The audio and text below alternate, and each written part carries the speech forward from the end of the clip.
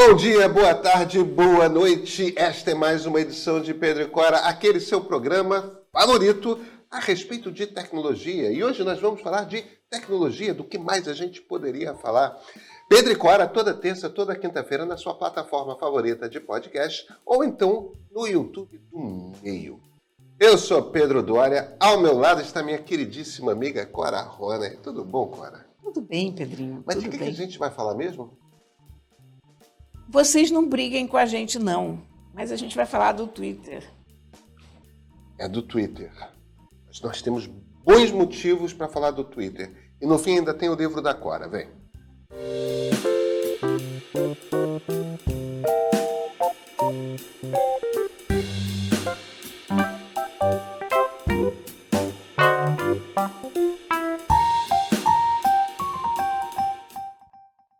Cora, eu estou me convencendo de que está em processo uma transformação profunda do Twitter. Que eu não ousaria dizer que o Twitter vai acabar, esse tipo de coisa. Acho que é um pouco cedo para fazer isso, para falar isso. Tem gente falando.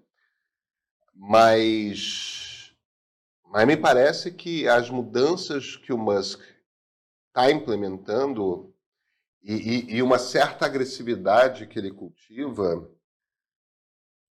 vão transformar por completo aquela plataforma. E eu não sei qual é a vocação que o Twitter vai passar a ter. Porque a vocação de ser a rede social do texto, dos fatos, das notícias que estão acontecendo nesse momento, que é a vocação que o Twitter tem desde o início, isso que eu acho que vai embora, enfim, depois eu desenvolvo um pouco mais por que eu acho isso. Mas a impressão que eu tenho é que isso vai embora por falta de credibilidade. O Musk está acabando com a rede nesse sentido. Olha, eu parei já. Você é Marilis, né? Marilis foi mais audaciosa do que eu, porque ela simplesmente acabou com a conta dela. Eu estou apanhando porque eu quero apagar os meus tweets e deixar a conta vazia lá. Eu ainda não tenho certeza absoluta se eu apago a minha conta de vez ou não. É difícil, viu, você apagar todos os tweets? Deixa eu te falar uma coisa. Eu instalei um sistemazinho, um servicinho que faz exatamente isso. Todos os meus tweets com mais de 60 dias são apagados. Ah, é? Eu estou lá desde 2007. Qual é o serviço? Eu esqueci o nome. Eu vou te dizer e o Bruno bota nos comentários, na descrição do vídeo, o nome do serviço. Mas, em essência, o que ele faz é o seguinte: você tem que dar acesso, evidentemente, né? Sim, você entra através do Twitter. Mas, em essência, todo tweet com mais de 60 dias... Ótimo, eu quero isso. Ele apaga. E você determina qual é o prazo, né? Eu deixei 60 dias. E isso quer dizer que todo o conteúdo do meu Twitter com mais de 60 dias... Isso é ótimo. Eu quero contratar. Isso é engraçado, porque as pessoas dizem, está querendo cobrir os seus traços? Não, a questão é a seguinte, eu estou no Twitter desde que aquilo começou. Quanto tempo tem? Pois é, eu estou 10 desde anos? 2007. Não, eu estou desde 2007. Pois é, mais ou menos desde quando eu estou. As circunstâncias mudam, a gente muda. E, aliás, se a gente não mudasse, ia ser horrível. Acho que é 2007, mas é por ali. Se todo mundo fosse calcificado numa forma só de pensamento, era muito ruim. E tem gente que é especializada em em procurar o Twitter, feito uma bateia para descobrir qual foi a coisa horrível que você falou em 1907 ou 1815 e vir com aquilo para cima de você. Enfim, eu não aguento isso. Então, eu estou tirando o time dessa forma. Mas o Twitter já não aceita a minha assinatura em 2 etapas, meu login em 2 etapas, que eu acho fundamental para trabalhar em qualquer lugar. Claro. Para isso, ele quer que eu assine o serviço. Não vou assinar. Não há o menor perigo. Agora está me avisando que, se eu não assinar o serviço, perco o selinho azul. Dane-se, não vou assinar. Eu não vejo por que pagar dinheiro por uma plataforma na qual produzo conteúdo. Simples assim, não... eu pago streaming. Por quê? O que acontece no streaming? No streaming eu estou em casa e digo, oba, vamos ver uma série. E aí eu ligo e vejo a série. Agora, redes sociais, eu produzo o conteúdo. Por mais que elas me distraiam, não é de mim que elas têm que cobrar, porque, na verdade, eu estou trabalhando. Esse é o meu problema com todas as redes sociais. Eu ainda não descobri uma fórmula de ganhar dinheiro em rede social. Sabe? Bom, tudo bem. Eu consigo viver sem as redes sociais? Consigo, mas eu não quero pagar para isso. Não acho certo. Sabe? Não, enfim, questão de gosto pessoal. Não pago. Pronto, acabou. E não me tem feito falta o Twitter, sabe?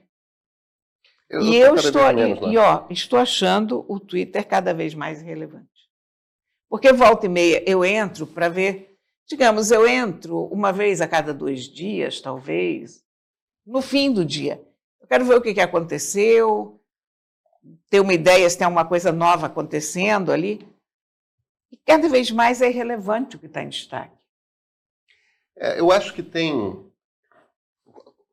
Onde que eu acho que tem alguns problemas aí? Eu pago. Eu fiz a assinatura. Eu fiz a assinatura na dúvida de se eu devia usar ou não. Durante muito tempo da minha vida, o Twitter foi minha rede social mais importante. Aquela em que eu estava presente. E eu não estou preparado para fazer o que a Marilis fez, de apagar tudo mais. Então, agora, eu tenho postado cada vez menos e, apesar disso, eu estou pagando meio que para ver o que vai acontecer. Primeiro, para ter experiência, saber o que é que aquela assinatura oferece, mas para ver também como é que vai ser o comportamento em geral do jornalismo, porque hoje me parece que principalmente quando você faz jornalismo político, é meio que a rede na qual você tem que estar.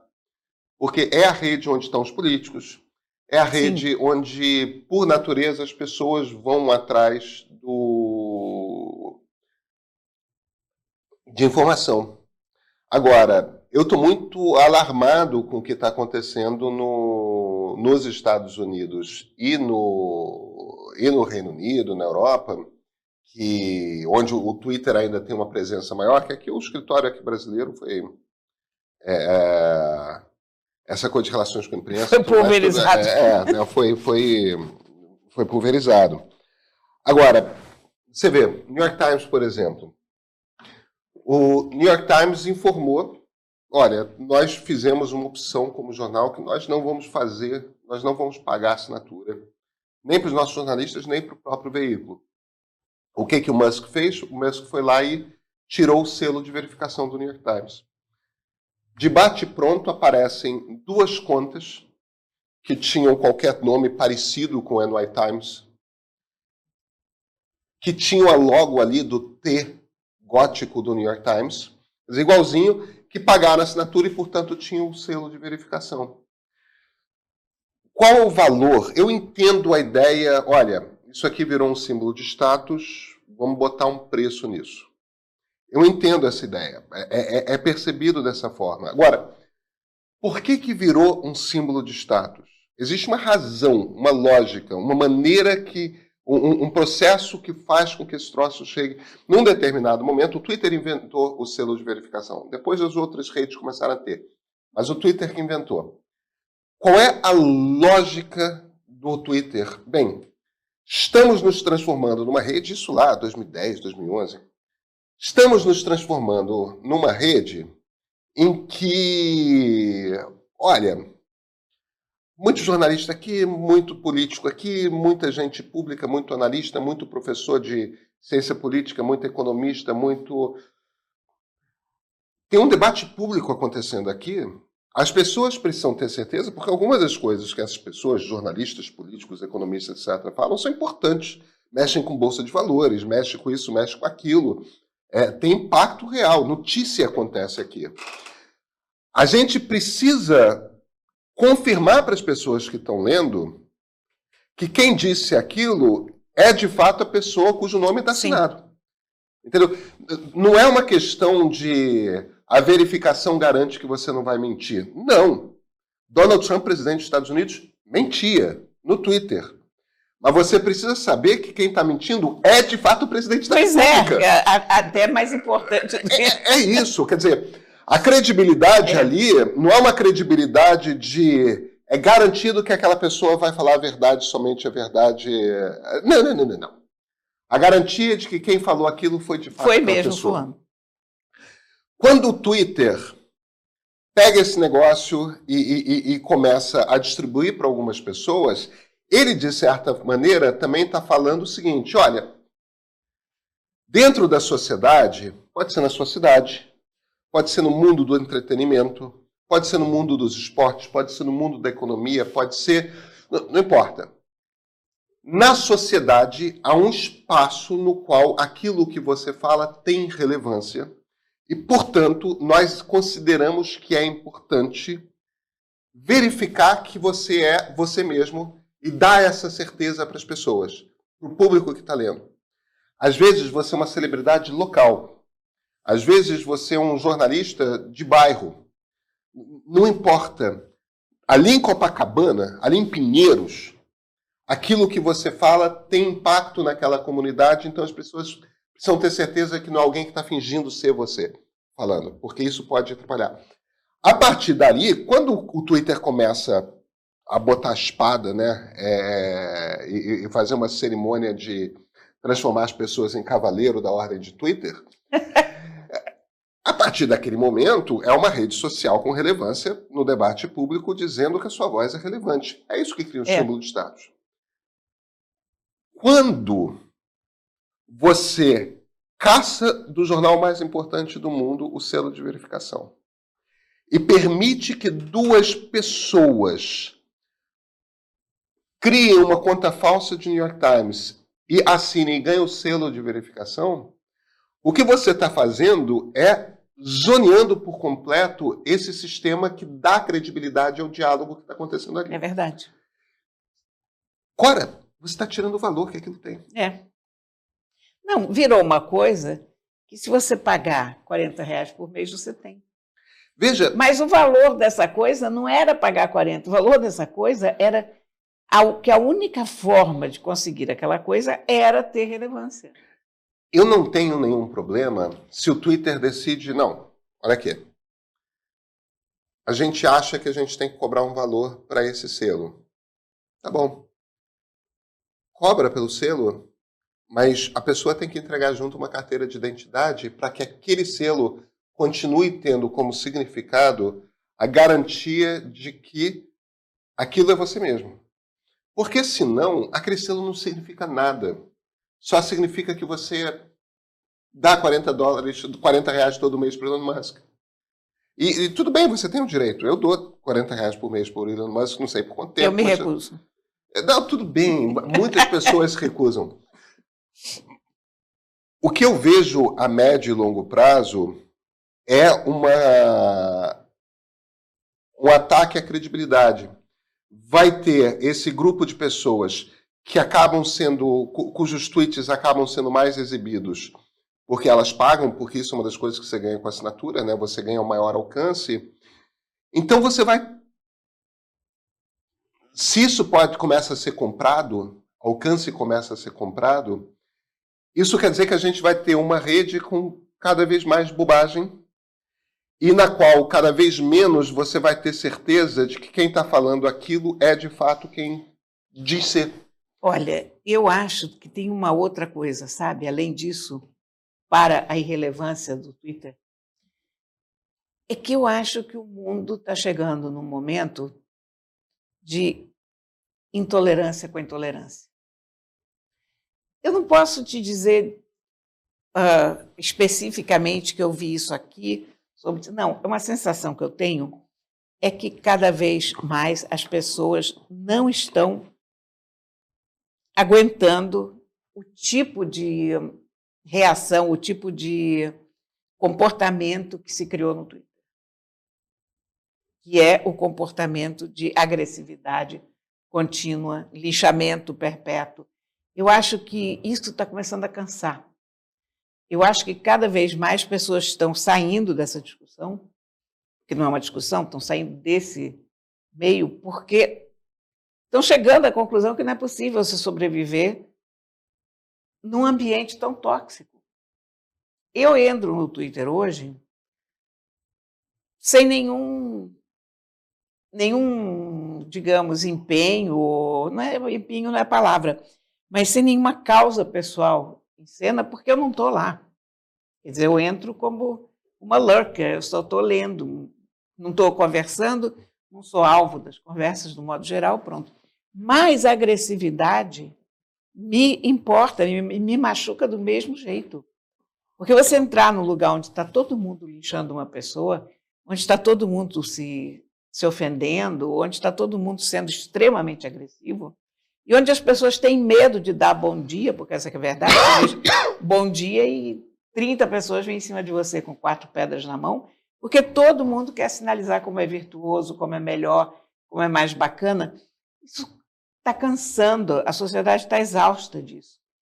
E eu acho que isso tem que estar mudando também, sabe? Eu não sei, eu estou sentindo que as pessoas mais relevantes e mais antenadas e que faziam, de fato, aquilo lá ser divertido, estão começando a cair fora porque não vale a pena, porque para quê você está dentro de uma arena dessa?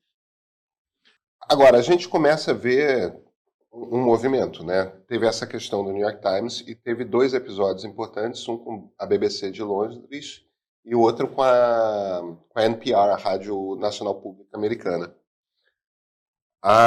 O Twitter decidiu, por conta própria, botar embaixo da conta de Twitter da BBC que ela era uma empresa financiada pelo governo. Isso não é verdade. A BBC, no Reino Unido e nos Estados Unidos, eles usam um modelo diferente de televisão pública e de rádio pública. Aquilo é financiado pela sociedade. É público por causa disso, mas não é estatal. O que eu quero dizer com isso? No caso da NPR e da PBS, a PBS é a televisão pública americana, é até mais claro isso. No Reino Unido é um meio caminho. Mas, em essência, o que acontece é o seguinte. Você tem uma taxa que todo britânico que tem uma televisão ou um rádio tem que pagar todo ano. O governo coleta essa taxa e passa imediatamente para a BBC. E a BBC é uma empresa independente, que é financiada por essa taxa, que todo britânico com rádio e uma televisão é obrigado a pagar, mas o governo não decide, o governo não nomeia o presidente da BBC, não nomeia os diretores, não escolhe. A BBC é uma televisão tão independente, não é que nem a TV Cultura em São Paulo, em que o governador nomeia quem manda. Ou a TV Educativa no Rio, em vários estados brasileiros, que o governador não é que nem a TV Brasil, que o presidente da República decide. Não é uma empresa estatal. Eu não sabia disso, engraçado. Não. Nos Estados Unidos, não tem nem contribuição obrigatória. De tempos em tempos, a NPR e a PBS, a rádio e a televisão, fazem movimentos de vários dias, assim, faça a sua doação, olhe os programas, olha o que nós apresentamos para você esse ano, isso, aquilo, tal. E as pessoas fazem doações. Algumas doações são vultuosas, e aí aparece a sua marca, uma coisa assim, mas é uma coisa patrocínio, não é propaganda. A Xerox financiou esse documentário que você vai assistir. É um documentário sobre ursos polares. Entendeu? Não é um documentário sobre imagem, não é sobre um assunto que a Xerox se interessa, uma coisa assim. Não é propaganda mesmo. E nos Estados Unidos é uma cultura de cidadania você pagar, você ajudar a financiar as televisões e rádios públicas. E o interessante desse negócio é que lá se estabelece essa distinção muito clara entre o que é estatal e o que é público. Público pertence à sociedade, não pertence e não está sob julgo do governo. É diferente. Então, a BBC, quando o Twitter fez esse negócio, organização financiada pelo governo, Government Funded Institution, a BBC protestou. Não, peraí, isso está incorreto.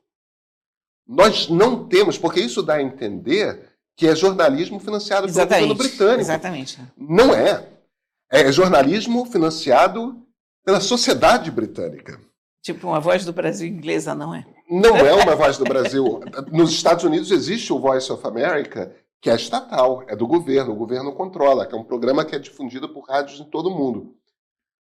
Isso não tem nada a ver com a NPR, que é a National Public Radio. E a NPR disse que não vai mais participar do Twitter. Saiu. A NPR saiu do Twitter porque diz que uma rede que fica informando aos seus leitores que aquela instituição jornalística não tem credibilidade, não faz sentido você divulgar o seu noticiário, o seu jornalismo, numa rede que está dizendo para todo mundo que não dá para acreditar no que você escreve.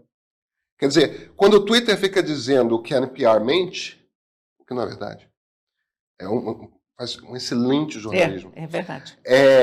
Quando o Twitter fica falando para todo o público que a NPR mente, qual é a lógica de a NPR estar no Twitter? Zero.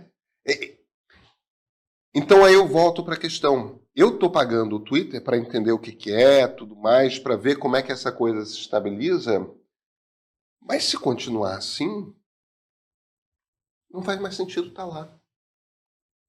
Eu tenho a impressão que não faz mais sentido estar lá. Eu acho que ainda não chegou nesse ponto. Pode ser um momento de crise. Olha, a única coisa que ainda segura o Twitter é o seguinte, é que ainda não apareceu a rede que vai substituir. Mas você pode apostar que todo mundo que tem uma rede social está trabalhando em alguma coisa parecida nesse momento. É possível, porque o nicho está lá, está aberto para quem quiser pegar. Porque já não há amor pelo Twitter. Agora, Cora, até porque eu sou mais twitteiro que você, assim como você é mais facebookeira do que eu. É verdade. E somos igualmente youtubeiros. Até por isso eu falei demais e eu sei que hoje é dia de livro, eu quero saber que livro é hoje. Então, hoje tem livro. Hoje é dia de livro. Aqui. O novo livro da Marta Batalha. Se chama Chuva de Papel. Que legal. Eu dela. Sou um pouco suspeita do seguinte, porque um dos blurbs que está aqui atrás, blurb é como a gente chama essa parte de trás dos livros, onde tem opiniõezinhas das pessoas, um dos blurbs é meu. Porque eu adoro a Marta Batalha, eu acho ela uma das vozes mais originais da ficção brasileira. Ela consegue criar personagens muito interessantes com poucas palavras. Ela tem o talento de criar cenas de máximo impacto com o mínimo de palavras, sabe? E esse livro aqui é ótimo. Vou te dar uma palhinha do que é o começo do livro. Um personagem anda por Copacabana, olhando para os edifícios, para cima. Mas ele não está fazendo uma pesquisa arquitetônica. Ele está procurando o melhor prédio do qual se jogar. Esse personagem é um repórter de polícia das antigas. Eu acho que não é um grande spoiler eu dizer que ele não consegue se matar, consegue se quebrar todo. Isso acontece logo nas primeiras páginas, de modo que não é surpresa. Bem, ele não consegue se matar, se joga, cai em cima de uma Kombi, enfim. Fica todo quebrado. E não tem para onde ir. É um sujeito quebrado no sentido metafórico também. Então, graças a um antigo foca dele, que preza ele... Um jovem jornalista aprendeu muito com ele na redação. Que aprendeu com ele, ele vai parar na casa da tia desse sujeito. Muito a contragosto, com uma raiva louca de estar indo para lá. Uma tia que mora na Tijuca. Um daqueles antigos prédios de classe média da Tijuca. e logo em seguida começa a quarentena. Ah, que interessante. Então, lá está esse velho jornalista todo quebrado, indignado com a sua circunstância do momento, na casa dessa senhora da Tijuca. E eles têm que conviver, porque há uma pandemia do lado de fora. E aí ele vai descobrindo que ela é uma personagem mais densa do que ele imaginava a princípio. Eu não vou contar mais porque Eu já quero baixar no Kindle. porque vira spoiler, né? Mas está muito bem desenvolvido o romance, é muito interessante. É cinematográfico, sabe? Eu vejo esse romance sendo filmado muito bem. Ela alterna as vozes de uma forma muito curiosa. Às vezes ele está contando em primeira pessoa, às vezes ele vira uma terceira pessoa, ele tem reminiscências dos velhos tempos do jornalismo policial no Rio de Janeiro. Ele trabalhou na luta democrática, você se lembra da luta democrática? Eu não lembro, mas eu sei o que é. Então, a luta democrática, para quem não se lembra, era o jornal mais violento dos jornais de... Esquerda, políticos. Jornais baratos, né? Porque você tinha os jornais de público geral, mas você tinha um tipo de jornal que era um jornal baseado em crime mesmo. Eram jornais que você brincava. Que você Era um jornal policial? Era. A Luta Democrática era um jornal policial. Tipo o Povo, a Notícia. Era um daqueles brabos. Espreme e sai sangue. Espreme e sai sangue. Então, você tem esse personagem que trabalha nesse jornal, que precisa de um cadáver no fechamento. Porque é assim que o chefe de redação entrava, precisando de um cadáver. Então, tem essas lembranças de um tempo de redações antigas, que não existem mais. E essa pandemia que prende essas pessoas juntas, numa circunstância em que elas preferiam não estar. Mas que coisa espetacular. Isso é uma peça de teatro também, né? É uma peça de teatro, é um filme. Está muito, muito bem urdido. A Marta sabe fazer isso muito bem. Ela sabe criar personagens, ela sabe criar climas entre as personagens, e ela sabe descrever o Rio de Janeiro e certas peculiaridades do Rio de Janeiro de uma forma muito interessante. Por exemplo, tem uma coisa que eu adorei aqui. Ele, a uma certa altura, ele pega o ônibus e ele senta naquela primeira cadeira do ônibus que fica em cima da roda, que é uma cadeira um pouco mais alta. Sim. Ela descreve isso como o camarote do transporte público.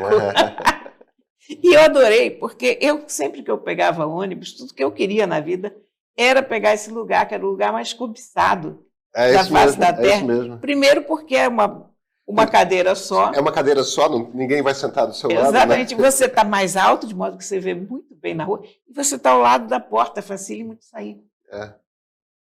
Maravilhoso, né? Que interessante. Então, gente, eu recomendo muito. Chuva de Papel, da Marta Batalha, a edição muito bonitinha, muito bem feita, da Companhia das Letras. Olha, aqui está. Agora, a gente se fala na quinta? A gente se fala na quinta. Então a gente se fala na quinta.